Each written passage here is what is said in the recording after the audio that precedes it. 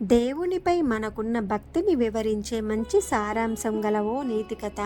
ఒక రాజ్యంలో ఒక రాజు ఉండేవాడు. అతడికి న్యాయం అంటే చాలా ఇష్టం. అందరి కష్ట సుఖాలు తెలుసుకుని ప్రజారంజకంగా పరిపాలించేవాడు. ప్రజలంటే వాత్సల్యం, ధర్మ స్వభావం కలవాడు. అతడు నిత్యం భగవంతుని ఎంతగానో ప్రార్థించేవాడు. రోజు చాలా శ్రద్ధగా భగవంతుని పూజ, స్మరణం, నామజపం చేసేవాడు. అతనికి భక్తికి మెచ్చిన భగవంతుడు ప్రత్యక్షమై, రాజా, నీ భక్తికి మెచ్చాను, ఏం వరం కావాలో కోరుకో అన్నాడు. అప్పుడు ప్రజలంటే ఎంతో ప్రేమగల రాజు ఇట్లా అన్నాడు: భగవాన్, నీ దయ వల్ల సిరి సంపదలన్నీ ఉన్నాయి. నీ కృప వల్ల రాజ్యంలో అన్ని సుఖ సంతోషాలు ఉన్నాయి. మీ దర్శన భాగ్యంతో నన్ను ధన్యుని చేసినట్లే నా రాజ్యంలోని ప్రజలందరినీ కూడా మీ కృపతో, మీ దర్శన భాగ్యంతో ధన్యులను చేయండి. వారికి మీ దర్శనాన్ని ఇవ్వండి మహాప్రభు అని వేడుకున్నాడు.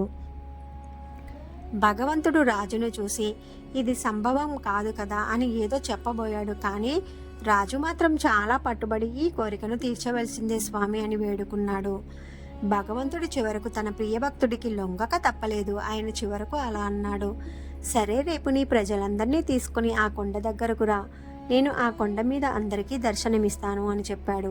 అప్పుడు రాజు అది విని చాలా ప్రసన్నుడై భగవంతునికి ఎంతో ధన్యవాదాలు చెప్పుకొని మరుసటి రోజు తన నగరంలో దండోరా వేయించాడు. రేపు అందరూ కొండ దగ్గరకు రాజుగారితో పాటు వచ్చి చేరవలసిందేనని, అక్కడ మీ అందరికీ కూడా ఆ భగవంతుని దర్శనం ఇస్తాడని, ఇది రాజుగారి ఆజ్ఞ అని దండోరా వేయించాడు. రెండవ రోజు రాజుగారు తన ప్రజలందరినీ తీసుకొని కొండవైపు నడవడం ప్రారంభించాడు. నడుస్తూ నడుస్తూ ఉండగా కొండదారిలో ఒక చోట రాగి నాణేల నిధి కనిపించింది. ప్రజల్లో కొంతమంది అటువైపు పరిగెత్తడం మొదలుపెట్టారు.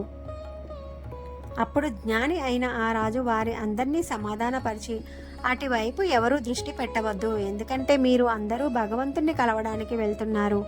ఈ రాగి నాణాల వెనుకాల పడి మీ అదృష్టాన్ని కాలదన్నుకోకండి అని అన్నాడు.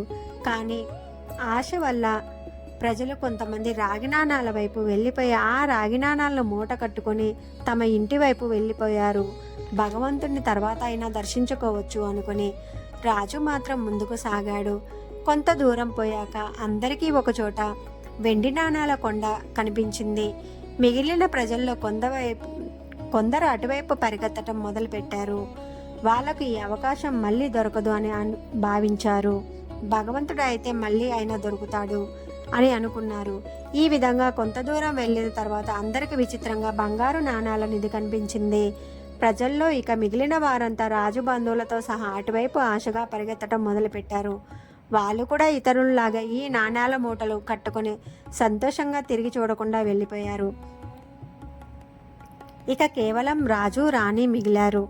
రాజుగారు రాణితో ఇలా అన్నాడు: చూడు, ఈ ప్రజలు ఎంత ఆశపరులో. భగవంతుని నిజ దర్శనం లభించడం అంటే ఎంత గొప్ప విషయం వీరికి తెలియడం లేదు. భగవంతుని ఎదుట ఈ మొత్తం ప్రపంచంలోని ధనమంతా కూడా పోసినా ఏం లాభం అని అనుకొని వారిద్దరూ ముందుకు సాగారు. కొంత దూరం వెళ్ళాక రాణికి, రాజుకు 7 రంగులతో దగదగ మెరుస్తూ వజ్రాల నిధి కనిపించింది. ఇక రాణిగారు కూడా వాటిని చూసిన తర్వాత ఆగలేకపోయింది.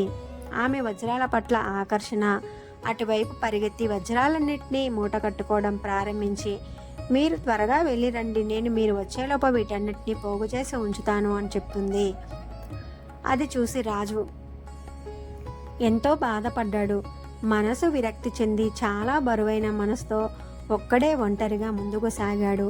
నిజంగా అక్కడ భగవంతుడు నిలబడి ఉన్నాడు. రాజును చూస్తూనే భగవంతుడు చిరునవ్వుతో అన్నాడు: ఎక్కడ ఉన్నారు నీ ప్రజలు, నీ యొక్క బంధువులు? నేను ఎప్పటి నుంచో నిలబడి మీ అందరి కోసం ఆతృతతో ఎదురు చూస్తూ ఉన్నాను. రాజుగారు చాలా సిగ్గుతో భగవంతుని ముందు తలదించుకున్నాడు.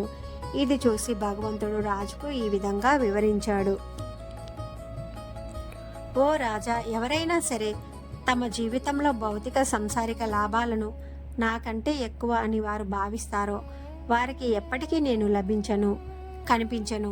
నా అనుగ్రహం వాళ్ళకి ఉండదు. వారు నా స్నేహాన్ని కానీ నా కృపని కానీ ఎన్నటికీ పొందలేరు. ఇది వాస్తవం అని సమాధానం చెప్పాడు.